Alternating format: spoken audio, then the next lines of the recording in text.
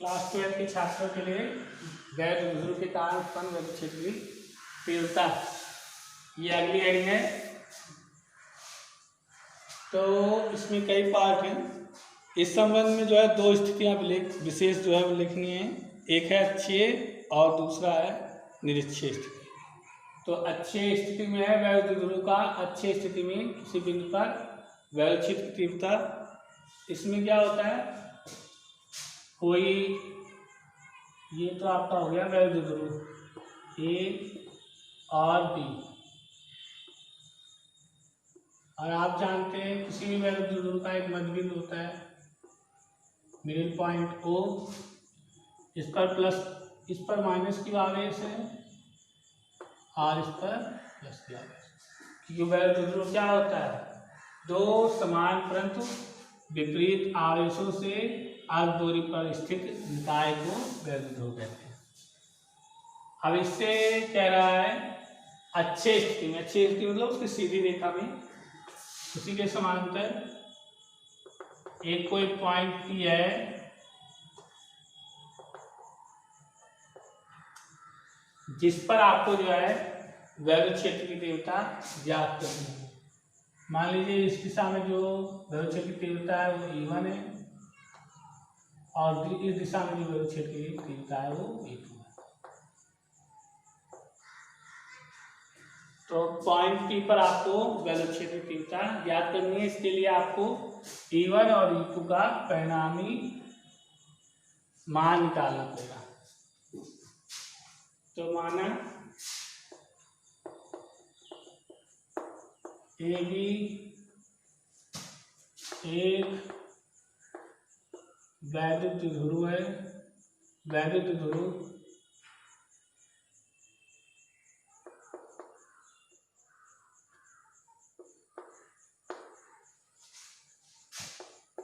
किसी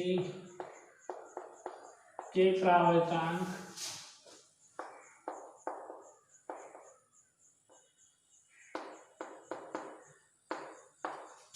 वाले माध्यम में स्थित है।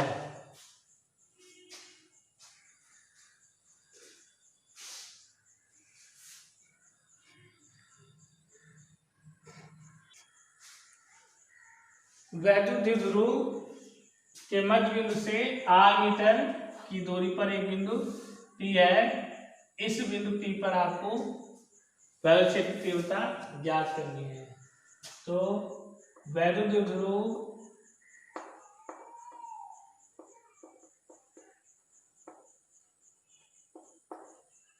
के मध्य बिंदु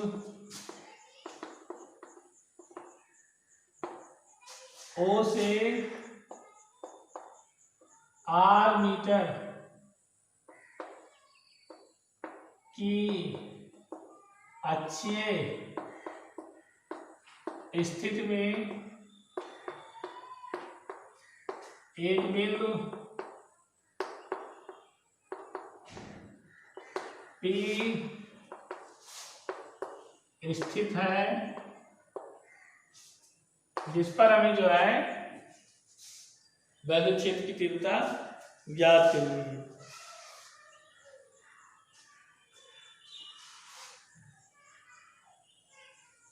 माना वैद्युत ध्रुव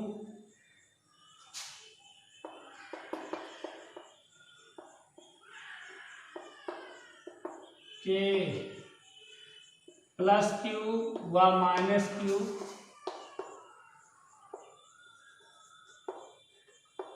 आवेशों के कारण बिंदु P पर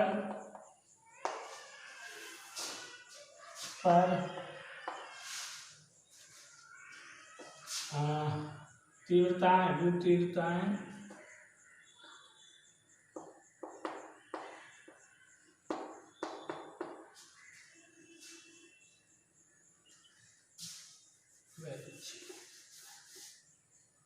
पर वैद्युत क्षेत्र की तीव्रता है। की तीव्रताएं क्रमशः E1 व E2 हैं। ठीक, अब देखिए कुछ चीज समझने लायक है। जब आप E1 की बात करेंगे, ठीक, बल क्षेत्र तीव्रता E1 की जब बात करेंगे आता, तो E1 से केंद्र O की जो दूरी हो जाएगी वो हमारी हो जाएगी, यहाँ तक की दूरी R है। अगर प्लस Q आवेश से लेंगे बिंदु P की दूरी तो R माइनस L हो जाएगा। तो क्या हो जाएगा 1/4 पाई एप्सिलॉन 0 K और Q अपान प्लस Q है ना, प्लस Q की बात कर रहे हैं तो प्लस Q, और यहाँ से प्लस Q से इसकी जो दूरी होगी, ये दूरी टोटल R है, तो ये की दूरी क्या हो जाएगी R, और इसमें से ये दूरी की टोटल दूरी 2L होती है मेरे दूरों की, तो इतनी दूरी L हुई, तो ये L घट जाएगा, R माइनस L हो जाएगा यहाँ से, तो क्या हो जाएगा R माइनस L, और स्क्वायर होता है आवेश बटा दूरी का वर्ग होता है। तो ये हो गया E1। E2 क्या हो जाएगा था, ये जगह 1/4 पाई एप्सिलॉन 0 K, और यहाँ हो जाएगा आपका -Q, क्योंकि इस पर जो आवेश है -Q, और दूरी क्या हो जाएगी आपकी -Q आवेश से प्लस P की दूरी, बिंदु P की दूरी क्या हो जाएगी, यहाँ तक की दूरी आपकी जो है, यहाँ तक की R है, उसमें ये दूरी L जुड़ जाएगी, यानी R प्लस हो जाएगा।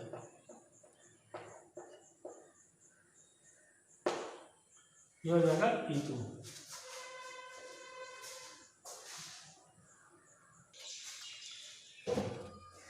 बिंदु P पर परिणामी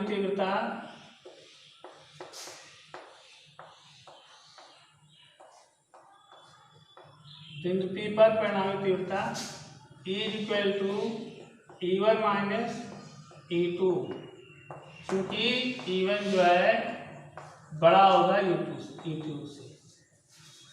ठीक, तो क्या आ जाएगा, ये जाएगा E1 का मान है 1/4 पाई एप्सिलॉन 0 K Q अपान R माइनस L का होल स्क्वायर, माइनस E2 का मान है 1/4 pi epsilon K minus Q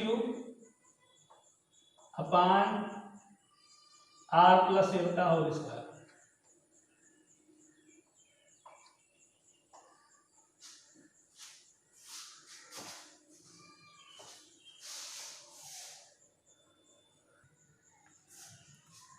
इसके बाद देखिए इसको सॉल्व करना पड़ेगा।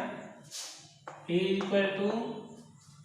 यहाँ दोनों में 1/4 पाई एप्सिलॉन 0 K है, इसको कॉमन ले लेंगे और Q को भी निकाल लेंगे,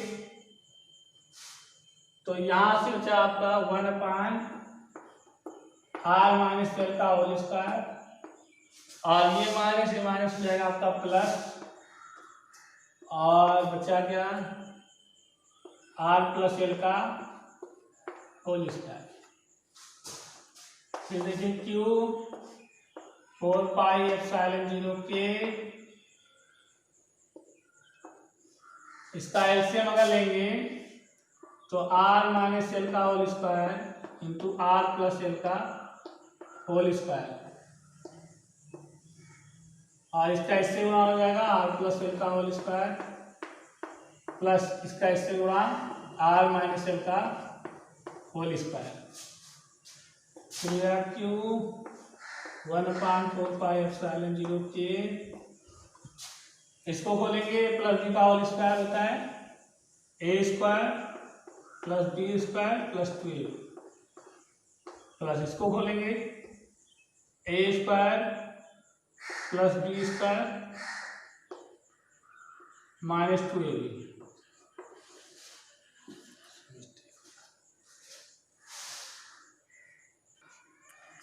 सॉरी, दोनों स्थितियों में जो है आवेश जो है आपका पॉजिटिव ही रहेगा। तो ये प्लस रहेगा, ये प्लस रहेगा, ये माइनस ही रहेगा, यहाँ भी माइनस ही रहेगा, यहाँ भी माइनस ही रहेगा, यहाँ भी माइनस रहेगा। अब आगे देखिए, ये दोनों का और स्क्वायर है, इसको एक का स्क्वायर कर लीजिए, एल आर माइनस एल और आर प्लस एल, और फिर दोनों का स्क्वायर। ठीक, क्यू 4 पाई एप्सिलॉन 0 के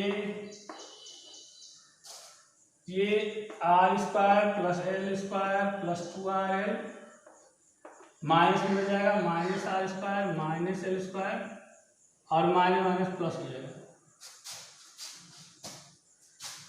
प्लस 2RL। नीचे आपका ये होता है a minus b a plus b, a square minus b square, ये हो जाएगा आपका r square minus l square का होल स्क्वायर। फिर यहाँ से इसको निकाल दे रहे हैं,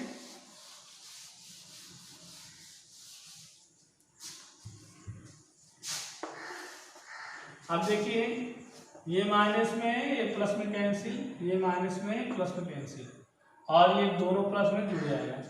क्या हो जाएगा, ये बराबर हमारा है क्यू 4 पाई एप्सिलॉन 0 के,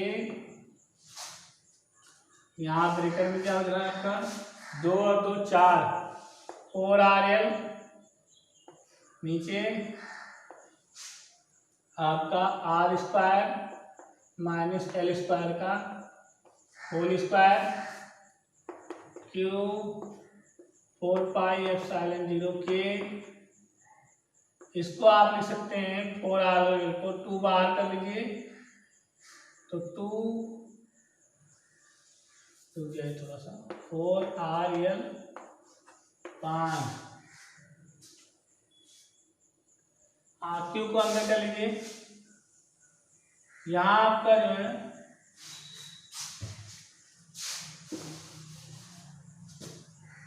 क्यू को अंदर ले जाएंगे, ये हो जाएगा 1, यहाँ हो जाएगा 2 क्यू और यह आर को बाहर कर दीजिए और 2 को बाहर कर दीजिए। ठीक, 2 दूनी 4 होता है ना, तो 2 और क्यू को यहाँ से अंदर लेंगे और यल को रहने देंगे।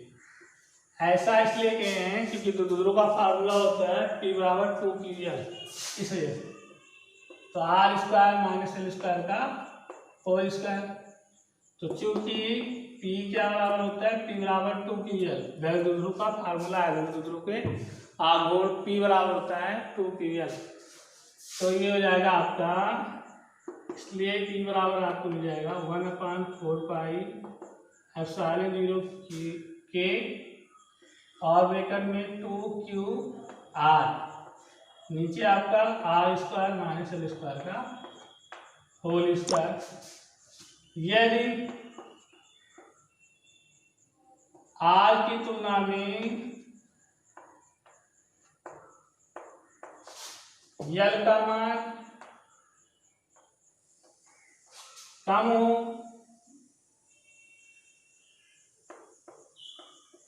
तब आर स्क्वायर की तुलना में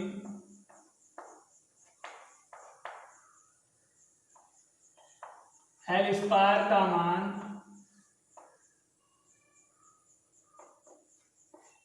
नगण्य होगा।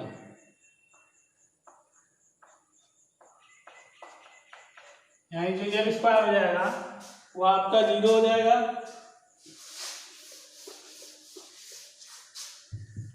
तो हमारे पास की बराबर कर देगा 1/4 पाई एप्सिलॉन 0 के, ब्रैकेट में ऊपर 2QR, नीचे क्या हो जाएगा एल स्क्वायर आपका नगण्य हो जाएगा, 0 के समान हो जाएगा, बिल्कुल बचेगा आर स्क्वायर का होल स्क्वायर, फिर क्या हो जाएगा 1/4 पाई एप्सिलॉन 0 के 2QR, आर पावर 2 दूनी 4 हो जाएगा, तो इस आर के पावर 4 से ये आर कैंसिल हो जाएगा, तो 1/4 पाई एप्सिलॉन 0 के इज इक्वल टू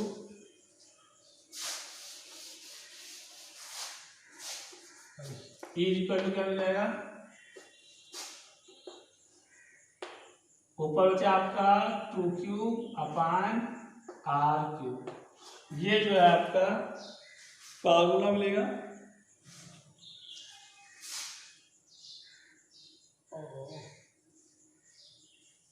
के लिए तो पी होगा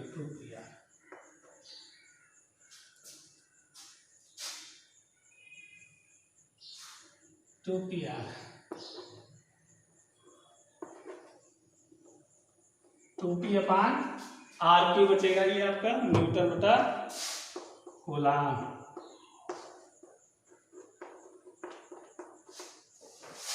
निर्वात अथवा वायु के लिए, निर्वात के लिए क्या होता है, k = 1 रख सकते हैं। तो E बराबर क्या हो जाएगा 1/4 पाई एप्सिलॉन 0, के गायब हो जाएगा आपका 2πr³। ठीक, न्यूटन बटा कूलाम। ये जो है थ्योरम वैद्युत ध्रुव की अच्छी स्थिति में किसी बिंदु पर वैद्युत क्षेत्र की तीव्रता, यानी P पॉइंट पर हमने जो है वैद्युत क्षेत्र की तीव्रता का मान ज्ञात कर लिया है। इसको आप लोग तैयार कर लीजिएगा, रिविजन कर लीजिएगा।